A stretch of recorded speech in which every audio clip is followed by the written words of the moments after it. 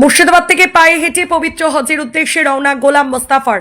পবিত্র হজ পালনের স্বপ্ন পূরণ করতে এবার পায়ে হেঁটে সুদূর মক্কার উদ্দেশ্যে রওনা হলেন চলঙ্গি ব্লকের পাকুড়দিয়ার গ্রামের বাসিন্দা গোলাম মোস্তাফা সাহেব। আজ 16ই আগস্ট নিজের বাড়ি থেকে দীর্ঘ এই যাত্রা শুরু করেছেন তিনি।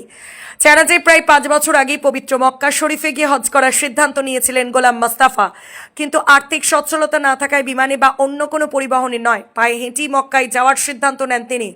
দীর্ঘ প্রতীক্ষার পর অবশেষে সেই স্বপ্ন বাস্তবায়নের পথে হাঁটলেন তিনি। গোলাম মোস্তাফার এই যাত্রাকে ঘিরে চলঙ্গি ব্লকের মানুষের মধ্যে তৈরি হয়েছে ব্যাপক উৎসাহ আবেগ। তার এই মহৎ উদ্দেশ্য ফরিদপুর এলাকার মানুষের জন্য সহযোগিতার হাত বাড়িয়ে দিয়েছেন বলে জানা গেছে।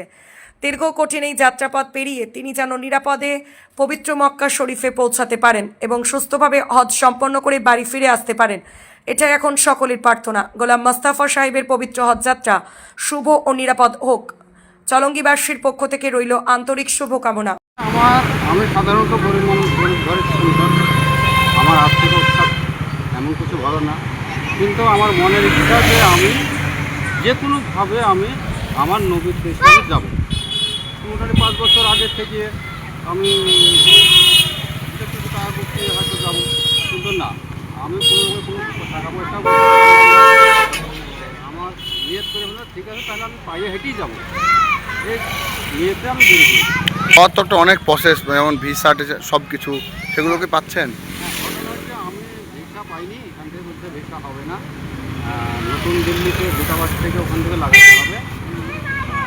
ওখান থেকে ভিসা লাগালে 3 মাসের মানে টুরিস্ট ভিসার কথা হচ্ছে, 3 মাসে তো আমি পৌঁছাতে পারবো না। আর ভিসা লাগানোর মতো তো আমার অত পয়সাও নাই। তো আল্লাহপুর ভরসা করে আমি বেরিয়ে পড়েছি যে নতুন দিল্লি যাব।